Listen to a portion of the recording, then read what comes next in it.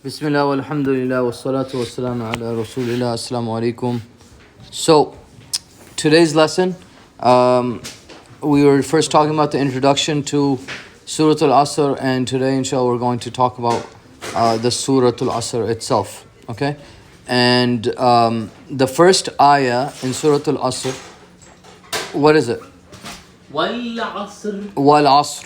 Okay? And yesterday we talked about how an ayah isn't necessarily a verse or sentence, right? Like in this case, wal asr, it means by time, right? It doesn't mean it's not a sentence. It's not a complete sentence. So you can't define an ayah by a sentence, right? So now Allah subhanahu wa ta'ala, He's swearing by time. And that's one of the things in the Quran, wherever Allah subhanahu wa ta'ala swears by something, it's about something important. Okay? Like wal fajr, He swears by the fajr. Was shams, He swears by the sun. All the different ayat that where He swears by something, He swears by something important. Why? Because it shows the importance of that thing too. Okay? Like watini was zaytun. So Allah subhanahu wa ta'ala is swearing by that to show the importance of it. So the different reasons why someone swears when they're angry. So give me an example of that. How would someone swear? Bad words. No, not bad words. Swearing is like taking an oath or something like I swear I didn't do it, right? Or something like when you get angry, right? And you're responding to someone. Or that could be also when you're not believed. Okay? When someone you didn't that person's not believing you, and you're like, I swear I did it. Okay? And then there's like testifying. Like in court, they take an oath, right? They make you testify. That's another type of swearing, you could say, right? Testimony in a sense. Then you have, in Arabic itself, it's to get someone's attention. Okay? It's to get someone's attention. So Allah subhanahu wa ta'ala sometimes swears by this.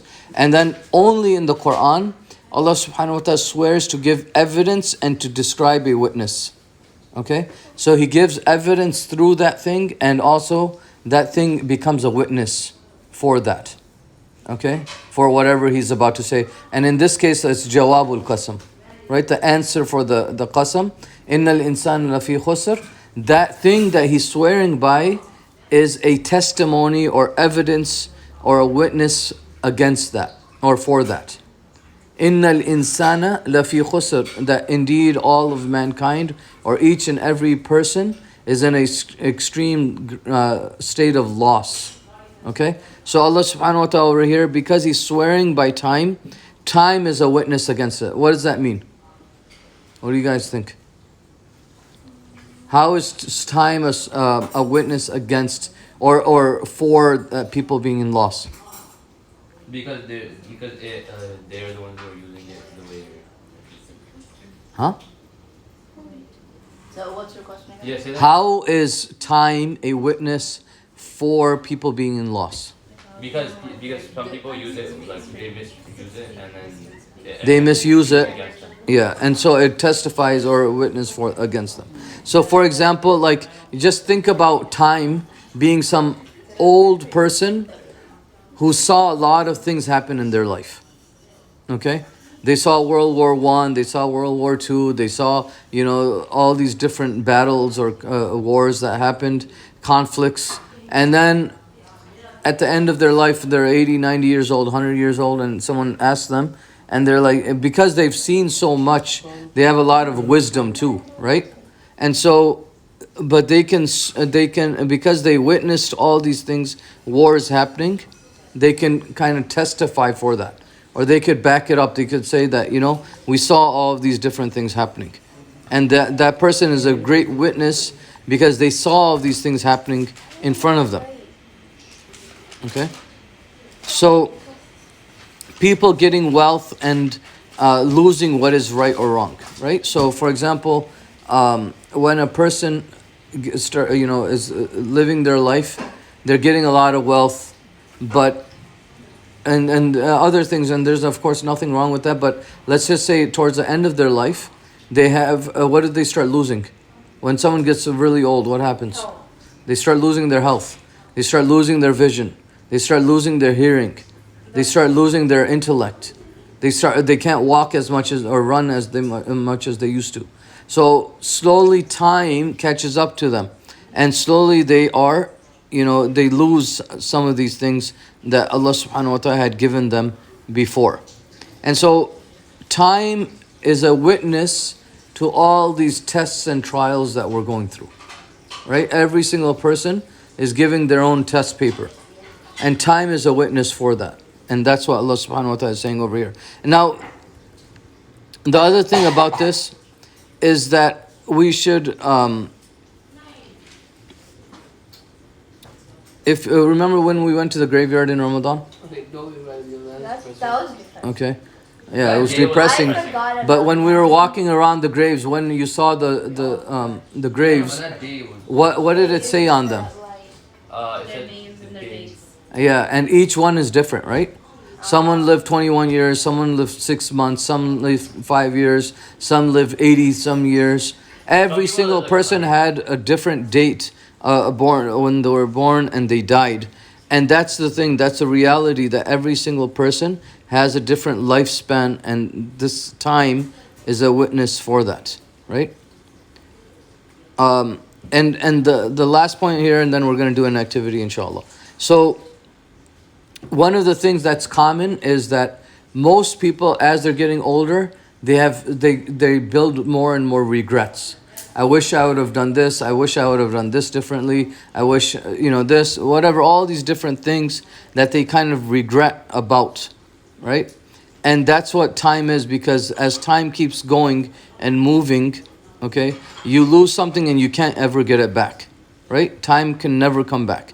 This time, 7:40 or something, and what's the date? The 22nd of September, 2021. It's never gonna come back, right? So it's gonna once it's passed, it's done. And there was this movie, I can't remember what it was, but it kept showing how there's these people, they're trying to fly out. I can't remember exactly what was happening, but the land was just being something was chasing them. And anyways, later on they figured out that was actually time, because it was just catching up and it was always destroying whatever came before, right? And if you guys, the last example over here, if you think about it, remember that movie In Time? Do you guys remember that movie? Did you ever watch that? Sounds familiar. Is that the guy and girl? They have a watch or something? yeah. Oh, yeah. Remember it? Girl runs miles. And then she dies. No. With her heels on. Oh, was it with the heels? Okay. But she actually did that in real life. Wow. And she died. What happened? Her time, that movie, they had something in their wrist, and it tells you how much time you. So when you go to work, it goes. It adds time to your watch or time or whatever you have. And then the poor people, basically, they were always struggling because they had a little bit of time. And the rich people, they had just more than enough time. And they're always saying, and then some people were stealing time from other people. There's all this type of stuff going on. But just imagine, none of us have that, because none of us know how much we're going to live, right? None of us know how much we're going to live. And that's the scary part, and that's why we should be living our lives to the best way that Allah subhanahu wa ta'ala wants, right? And it doesn't mean you don't have fun. It means that you have fun within the limits that are defined by Allah subhanahu wa ta'ala. So what we're going to do now is I want you to answer this question, okay? So there is this book, what was it called again? God, I can't remember. There was a book and it was really good. It was one of the most read books ever. Thinking and Growing Rich or something like that. Anyways, he gave 6 steps of how to accomplish goals. Okay? So the first one, and I want you to write this down and you're going to do this as well. Okay? I'll repeat. I'm going to say it once and then I'll repeat it. So the 6 steps to hit a goal. Why? Because how does this have to do with time? Don't waste it, right? So don't be one of those people that time is actually going to be against you on the day of judgment.